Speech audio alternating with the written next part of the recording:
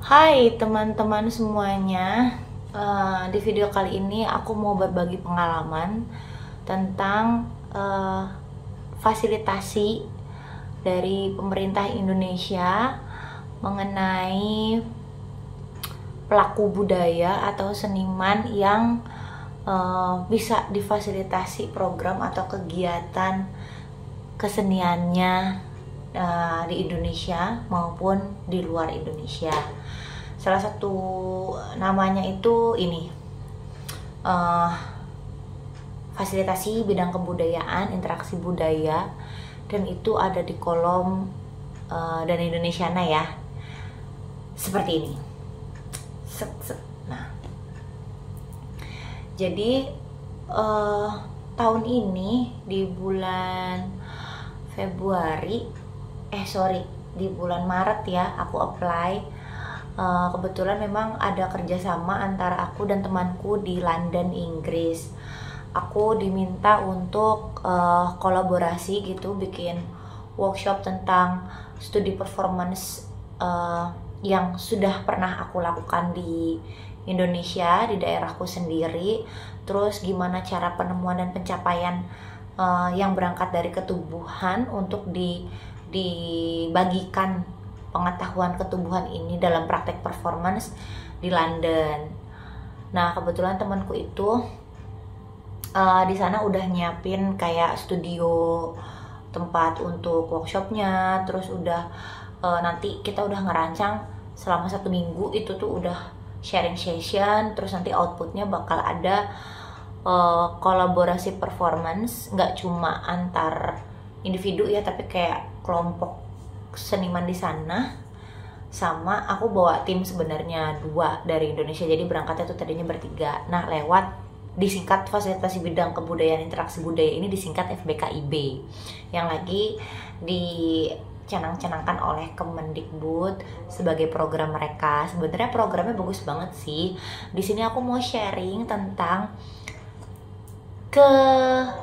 kegagalanku dan 2 timku ini untuk berangkat ke sana, dan apa yang menyebabkan kami tidak jadi berangkat ke sana. Jadi ini sekadar sharing aja pengetahuan buat teman-teman yang nantinya akan apply sebagai pelaku budaya ataupun seniman gitu, yang memang punya hak difasilitasi gitu. Ya hati-hati aja lah gitu, karena aku entah ya, dibilang salah langkah juga aku nggak tahu. Nanti silakan teman-teman tulis di kolom komentar ya, ini salah langkah atau salahnya siapa, atau memang kita nggak cari siapa yang salah sih di sini, cuma kayak gimana ya sistemnya kayak gitu. Nah, jadi waktu aku terima informasi bahwa aku lolos dengan 2 timku ini, ada tuh di aplikasinya. Jadi mereka tuh langsung pakai aplikasi, kayak punya aplikasi mengisi borang dan lain-lain. Begitu dinyatakan lulus, langsung diminta untuk mengisi bagian administrasi berikutnya seperti domisili, terus karya 5 tahun terakhir, dan apa saja yang sudah pernah dilakukan, visi misi dan kayak gitu-gitulah, administratif banget. Nah, kemudian kontrak itu nggak langsung keluar begitu lulus. Jadi step berikutnya aku tanya apa yang harus saya lakukan. Itu aku sampai kejar ke Jakarta sih. Kebetulan kan aku di Serang ya. Oke lah, kita urus visa dulu. Tapi kan ternyata memang kalau kita mau urus visa itu satu, apalagi ke negara-negara yang taraf hidupnya atau standar uangnya lebih tinggi daripada Indonesia gitu, daripada negara kita, itu wajib banget punya rekening mengendap minimal 200 juta. Kemudian kalau misalnya nggak punya rekening mengendap minimal 200 juta, setidaknya ada sponsor yang akan menanggung kita selama kita program dan berproses kesenian di sana. Nah, dan harus ada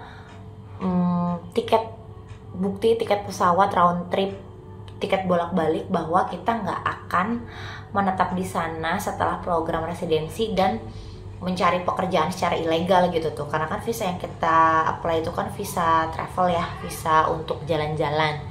Jadi round trip tiket atau tiket PP itu pulang pergi itu memang wajib banget untuk pembuktian bahwa setelah program selesai kita akan pulang gitu. Nah, satu sebagai pelaku budaya atau seniman yang ada di Indonesia, itu aku belum memiliki, dan dua timku itu juga belum memiliki rekening mengendap sebesar 200 jetong gitu kan. Ya teman-teman tahu sendiri lah ya kehidupan seniman di Indonesia ini bagaimana. Jadi akhirnya kami minta dong surat rekomendasi dari pihak Kemendikbud yang memang menyatakan kami ini lolos dan layak untuk melakukan kegiatan kebudayaan, interaksi budaya internasional itulah. Nah, surat tersebut rupanya template. Jadi kayak ya, yang penting nama kita itu sama nomor paspornya itu diganti sesuai dengan kebutuhan, tapi isi suratnya sama. Oke, isinya kayak gitu. Dan ya sebenarnya kan kata-kata full funding ini cukup kuat ya menurutku yang nggak tahu apa-apa gitu tuh. Nah kemudian aku bertanya lagi sama pihak Kemendikbud, bagaimana kami bisa membayar tiket pesawat round trip? Iya, kalau untuk rekening mengendap 200 juta itu kan udah digantikan, diwakilkan oleh surat rekomendasi bahwa pihak Kemendikbud yang akan menjadi penyokong dana uang saku selama kita tinggal di sana. Terus kemudian pihak sponsor aku yang dari Inggris itu juga sudah menyatakan bahwa kita akan tinggal di venue tersebut dan emang ada kamar, jalan apa gitu yang di Londonnya itu juga udah dilampirkan gitu. Nah tinggal tiket pesawat. Nah kami disarankan pakai uang pribadi dulu. Untuk bayar visa juga, oh jangan sedih, bayar visa ke Inggris itu harganya pound sterling diubah ke Indonesia jadi 1,8 juta.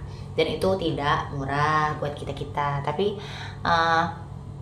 pihak dari Kemendikbud itu bilang bahwa biasanya memang dilakukan sistem reimburse gitu. Jadi teman-teman gak usah khawatir, kami akan bertanggung jawab. Pasti akan kami ganti tiket pesawat dengan visanya tersebut supaya lebih terlihat gitu effortnya gitu kan. Biasanya juga pencairan tuh bisa hamil seminggu sebelum keberangkatan gitu.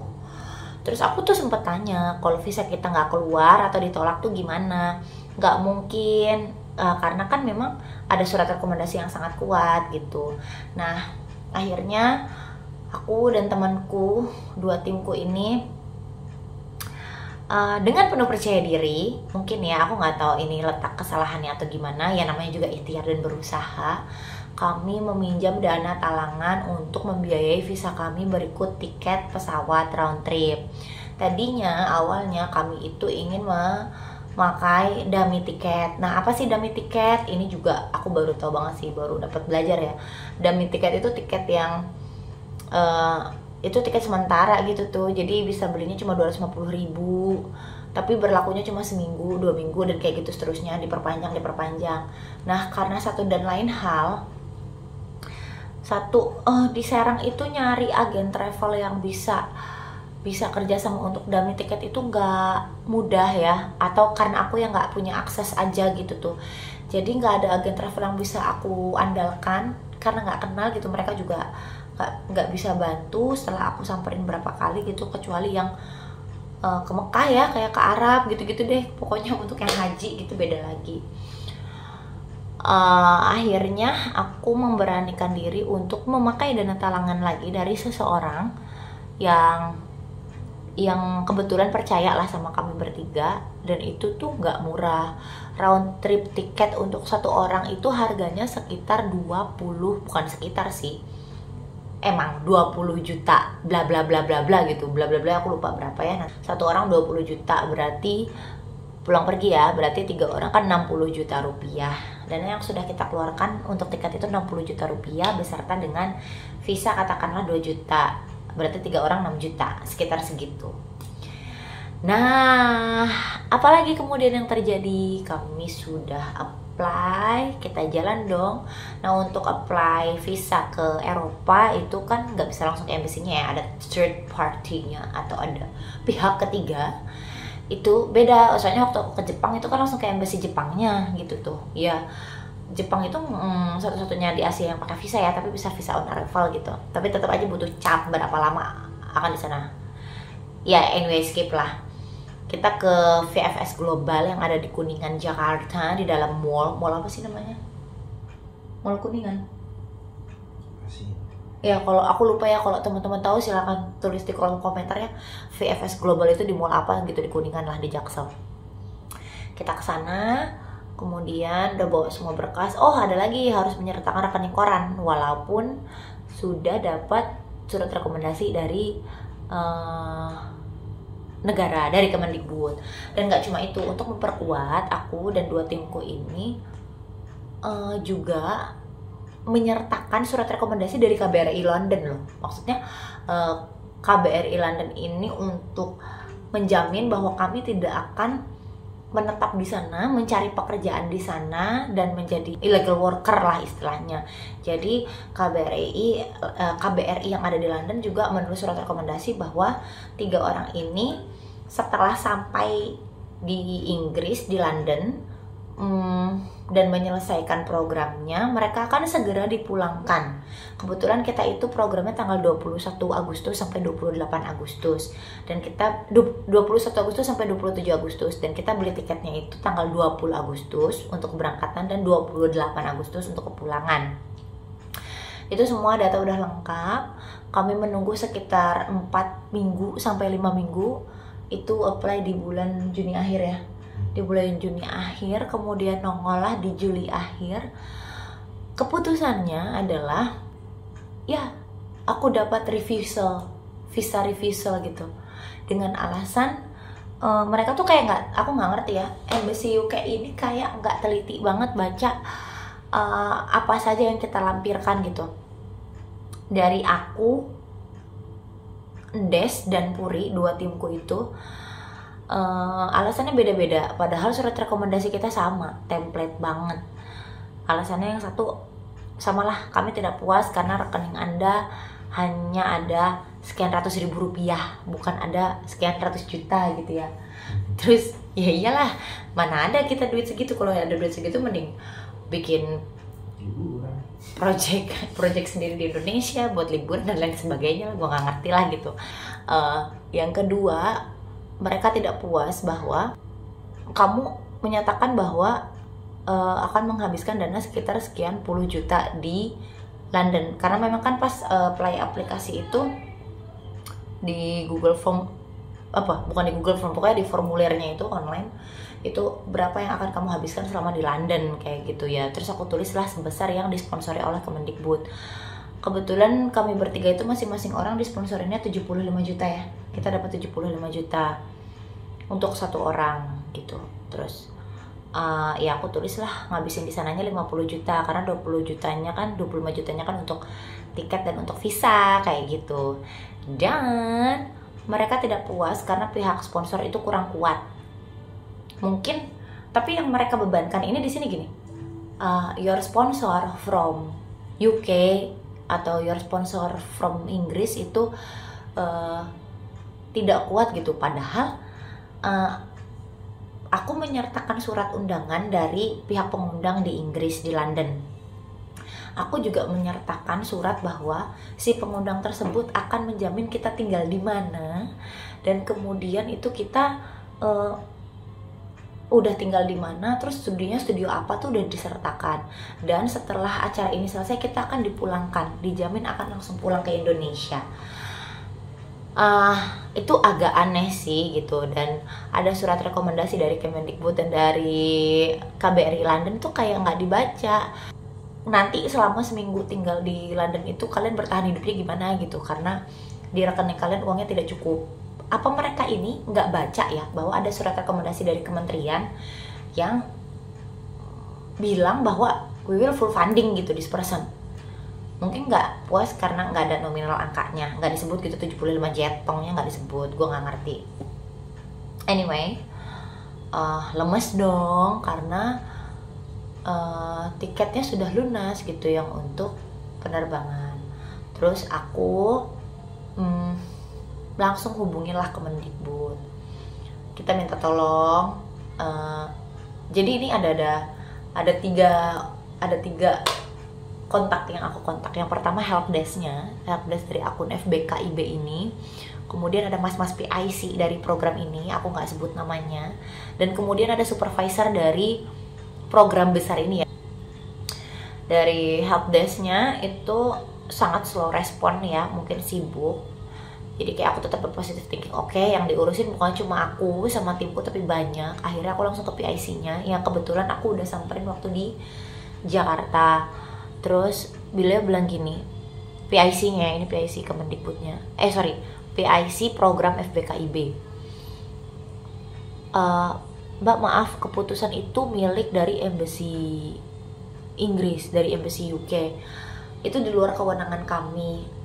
Mungkin bisa apply lagi pengajuan visa yang kedua dengan mengganti rekening, pinjam punya rekening orang yang batas limitnya itu yang diminta sama pihak embassy. Once aku tuh bingung banget, gak mungkin aku apply lagi dengan mengeluarkan dana 2 juta lagi. Itu dari mana ya, sedangkan sebelumnya itu talangan. Dan rekening siapa yang akan gue pinjam sebesar 200 jetong? Kayak itu hal yang mustahil. Terus kayak mungkin dari pihak Kemendikbud bisa ada solusi gitu, kayak maksudku ya apalah yang bisa mereka lakukan. Tapi oke, aku kayak ya udah langsung naik ke supervisornya ini, bapak itulah gitu, dan aku nggak bisa sebut nama.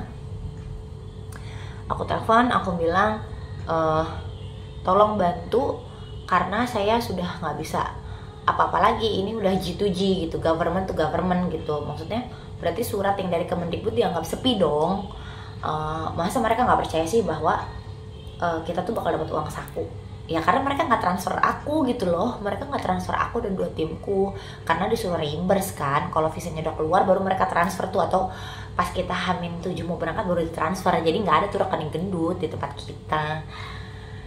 Anyway, terus bapak itu bilang, oke, akan coba saya tracking mana nomor GWF-nya. Jadi kalau untuk visa itu teman-teman ada nomor GWF lah gitulah ya, pokoknya nomor visa yang diajukan itu. Nah, aku tunggu sekitar yang kedua minggu. Aku nggak diem gitu aja, aku langsung kontak KBRI minta tolong ini gimana, lalalalalalala. Ternyata KBRI juga nggak bisa bantu karena cuma bisa sebatas memberikan rekomendasi. Oke. Terus tolonglah, minta tolong dilacak gitu, ini gimana. Terus udah gitu singkat cerita, pokoknya ini proses makan waktu, tenaga, energi, uang yang bukan uangku juga gitu, dana talangan. Terus sampailah aku ngedesak si bapak supervisor ini ya, pokoknya helpdesk, PIC sama si bapak supervisor ini aku desak terus. Mbak, gimana kalau mbak langsung menghubungi orang British Council, namanya ibu, aku nggak sebut namanya, langsung aja curhatin kronologinya, perkaranya bagaimana, semoga dia bisa bantu. Aku chatlah ibu tersebut, Bu, aku kasih tau kronologinya. Terus baik mbak, kalau begitu kita coba tracking, karena sebelumnya ada penerima FBKIB yang terkendala kasus begini juga. Nanti aku sambung di part 2 ya, di part berikutnya ya, karena kasusku tuh bukan yang pertama, cuma temanku itu dia berhasil lolos. Nah nanti kita cerita di part 2. Anyway, kita lanjut ke si ibu ini. Aku chat, saya bantu bump up ke UK 6 ya gitu. Terus udah di track. Nah yang aku seneng banget, ini ibu dari British Council ini luar biasa fast respon banget dan kooperatif dibandingkan 3 yang dari Kemendikbud. Tapi aku nggak mau suzon, sekali lagi mungkin karena mereka itu sedang sibuk-sibuknya, dan di tahun ini tuh program Kemendikbud super banyak gitu. Ada Pekan Kebudayaan Nasional, ada beasiswa prestasi Indonesia lah, ada Indonesia Bertutur, apalagi sih, ya mereka banyak banget lah. Oke, si ibu ini beberapa hari kemudian, gak nyampe berminggu-minggu lah, chat aku lagi, saya sudah mendapat informasi, tapi sepertinya masih ambigu nih yang aku temui, yang aku ajak ngobrol kayaknya orang baru, jadi mereka agak bingung kasus mbak ini sama 2 tim mbak ini gimana gitu, 2 orang timnya mbak Putri ini gimana gitu. Aku coba kontak ke pak itu ya gitu. Terus aku kontaklah si Pak Supervisor itu. Pak, saya sudah chat sama ibu dari British Council nih, hasilnya gini, apakah bapak sudah berkabar? Dan aku nggak dibales. Aku telepon dong kayak, iya nanti segera saya kejar lah, dan lain. Oke. Nah, aku merasa bahwa ada yang nggak sinkron nih, tapi mungkin itu perasaan aku aja ya, karena si ibu ini bilang yang dari British Council, Mbak, saya udah hubungin Pak Anu, saya telepon malah mengenai kasus kalian, semoga bisa dibantu sama Kemendikbud, karena saya dari British Council hanya bisa menghantarkan case kalian ke UK 6, dan yang akan menjelaskan program apa ini tuh pihak Kemendikbud. Tapi saya telepon bapak tersebut buru-buru telepon saya tuh sambil ngangkat telepon saya tuh kayak buru-buru, terus bilang, maaf saya lagi ada rapat sama Pak Dirjen, kayak gitulah. Terus, oh iya Pak, nanti tolong hubungi saya kembali kalau bapak sudah tidak sibuk, kata si ibu British Council ini.